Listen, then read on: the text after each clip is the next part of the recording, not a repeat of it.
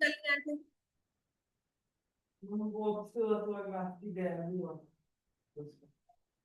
सुबह सुबह कहाँ क्लास थी? 12 बजे सुबह होती है। हाँ। हसरत, तुम नहीं कल आई थी? Yes ma'am. कल नहीं आई थी तुम? नहीं, कल तुम आई थी। यस। हाँ, तुम तो आई थी कल, ठीक है। हिना, वो दिया कहाँ है? वो नहीं आई। The sum of first six terms of an AP is 42. The ratio of the 10th term to the 30th term is 1:3. Calculate the first and the 13th term.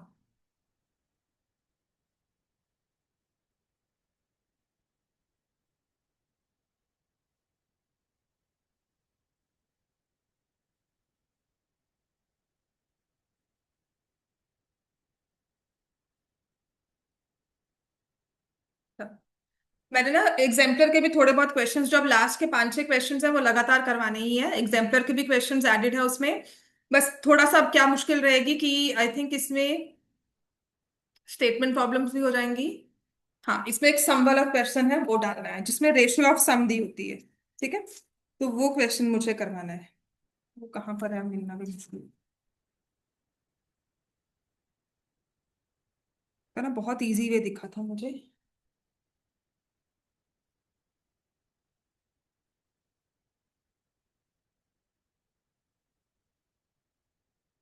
करो बच्चों ये question. Sum of first six terms of an AP.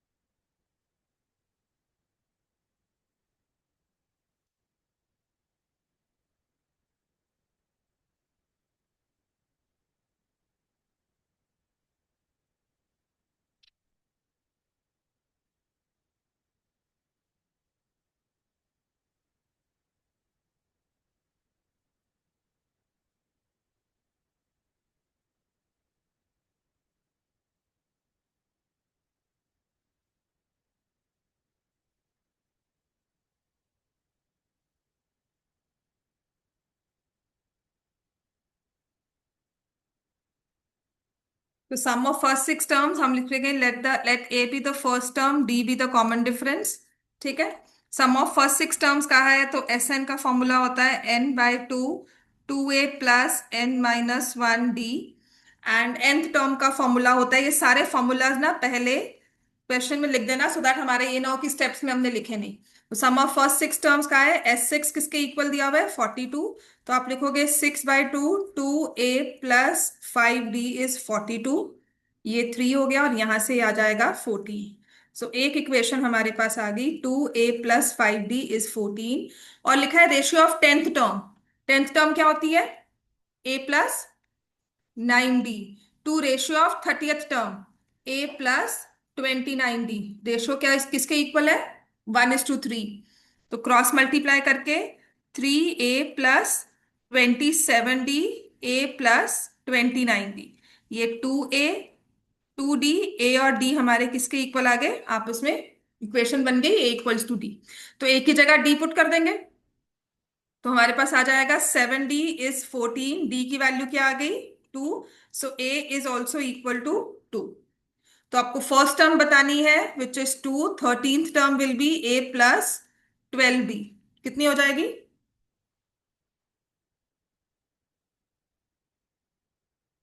26।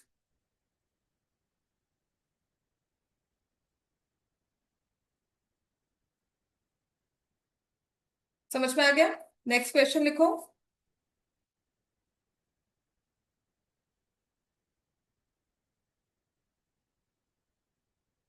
Some of all multiples वगैरह वाला question नहीं करवा रही हूँ। Question number 67 है आपकी असाइनमेंट का, जिसमें लिखा है third term of an AP is 5।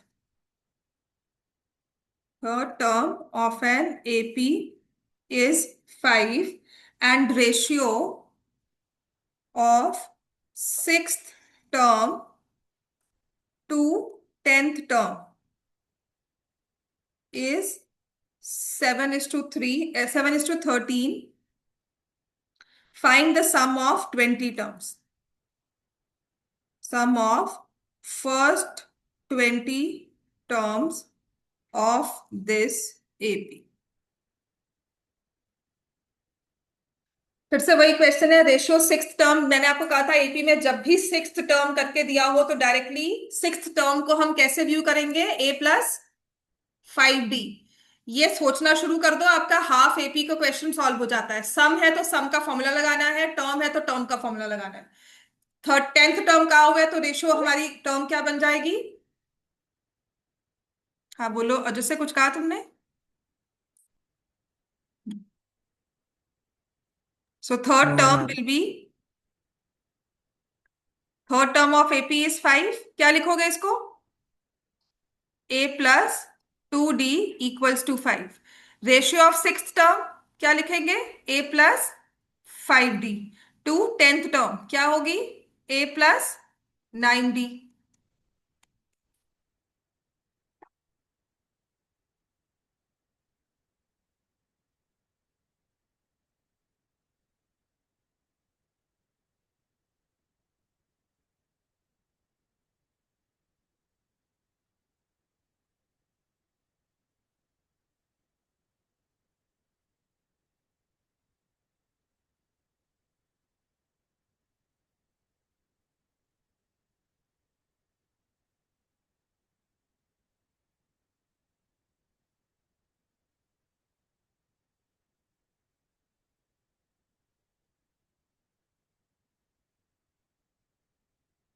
अब सम ऑफ 20 टर्म्स निकालना है तो find S20, get the answer.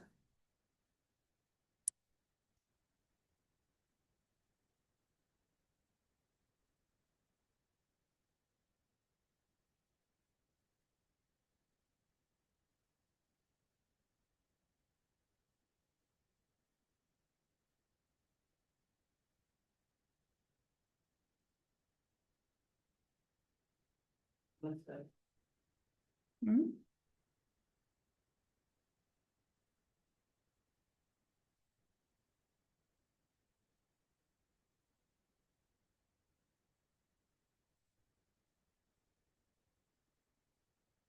हो गया बच्चे सबका?